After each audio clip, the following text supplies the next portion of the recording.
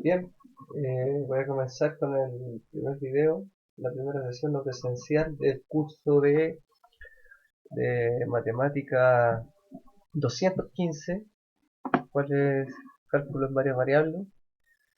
Y vamos a comenzar con los espacios euclidianos, con el que vamos a trabajar mayormente va a ser con Rn. Es R elevado a un n que está acá. Bien, si el n es 1, se pone simplemente R, que es la recta real. Si el n vale 2, o R al cuadrado, R2, va a ser el plano cartesiano. R3 sería el espacio tridimensional, después los tres ejes X y Z. Y vamos a poner la idea aquí de Rn. Rn como el espacio de n dimensiones. Entonces, donde los elementos, bien, vamos a ver aquí la definición formal. Entonces, Rn es un espacio vectorial en el cual los elementos se pueden operar con dos operaciones, con la suma y con el producto. Y al ser espacio vectorial cumple ciertas propiedades geográficas de las cuales vamos a estar hablando, se va a indicar acá más abajo. Rn, los elementos son las NUplas que están acá, que tienen cada NUpla tiene n elementos y cada parte que está acá, que se separa con una coma, va a ser un número real, los que sean. Igual que en R2 serían los pares ordenados, los X como Y, donde si fuese el plano R2, los elementos vendrían siendo los puntos en el plano. En R3, un elemento o un vector vendría siendo tres números reales. Por ejemplo, ¿cuál podría ser un elemento de R3? Vamos a poner número 2 es un número real, el número pi es un número real y el número menos 5 tercios. Esto que está acá vendría siendo un elemento de R3. Esto pertenece a el espacio euclidiano R3. El número real, el número real y el menos 5 tercios es un número real. Entonces, en general, para Rn sería uno de n, n componentes. Entonces, el primer componente, segundo componente, tercer componente del elemento de Rn, hasta el enésimo componente. Entonces, estos elementos dentro del mismo conjunto, con sus pares, se pueden sumar de la siguiente manera. Si yo tomo dos elementos en Rn, ambos van a tener n componentes. Y hay clausura, quiere decir que el resultado va a seguir estando en el mismo Rn. O sea, al sumar dos elementos de Rn, el resultado es un elemento de Rn, que también tiene n componentes. Y el primer componente sería la suma de los dos primeros componentes. O sea, x1 más y1. El segundo componente del resultado de la suma vendría siendo la suma de las segundas componentes. x2 más y2. Y así. El enésimo componente del resultado sería xn con yn. Ya. Y también existe otra operación que no es multiplicar dos elementos de Rn, sino multiplicar un elemento de R a un elemento de Rn. Alfa ya es solamente un número real, no tiene componente, en sí es la componente R, un elemento real. Y existe una operación que ese elemento real existe un producto sobre un elemento de Rn. Aquí tenemos una n-upla o un n-arreglo, y el, el producto de esto se define de esta manera. Este elemento que se llama producto por escalar, este elemento se llama el escalar, entra en cada componente y el resultado sería, el primer componente sería ese elemento por ese, el segundo componente sería el escalar por el segundo componente, y así el enésimo componente sería el escalar por el último enésimo componente.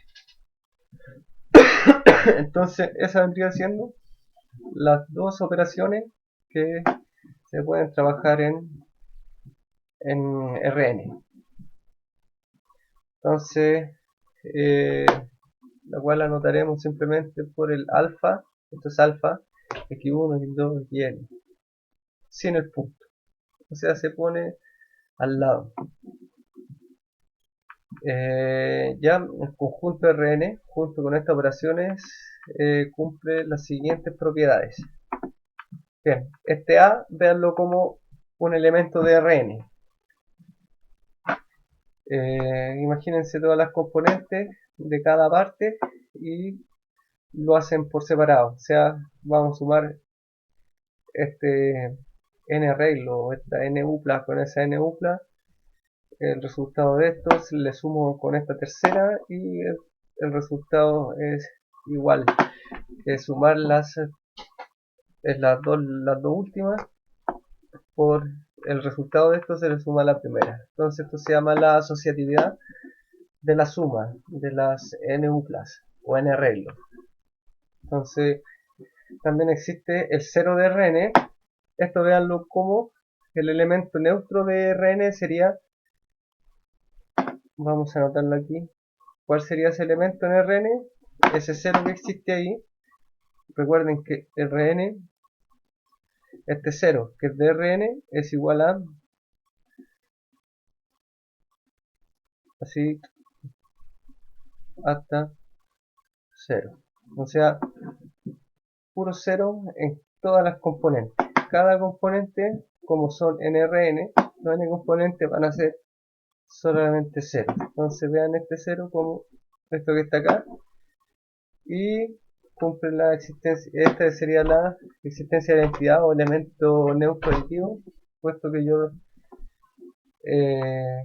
se lo sumo a cualquiera n upla, va a seguir siendo la misma n upla, x. ¿Por qué? Porque como es componente a componente, el 0 se va a sumar con la primera componente, el 0 con la segunda componente, y van a seguir siendo las mismas, no las va a cambiar.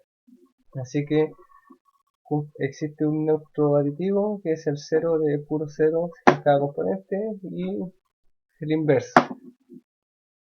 ¿Cuál sería este elemento que está acá, el menos x? El menos x es, por ejemplo, si yo tengo en R3, si yo tengo en R3 el 2, el 5 y el 3, ese es mi x en R3. Entonces, ¿cuál sería mi menos x? Mi menos x sería menos 2, menos 5 y menos 3. ¿Por qué? Porque si yo lo sumo, se va a sumar componente a componente. 2 menos 2, 0, 5 más menos 5, 0, 3 más menos 3, 0, y me va a dar el 0 que está acá. Ese. Bien.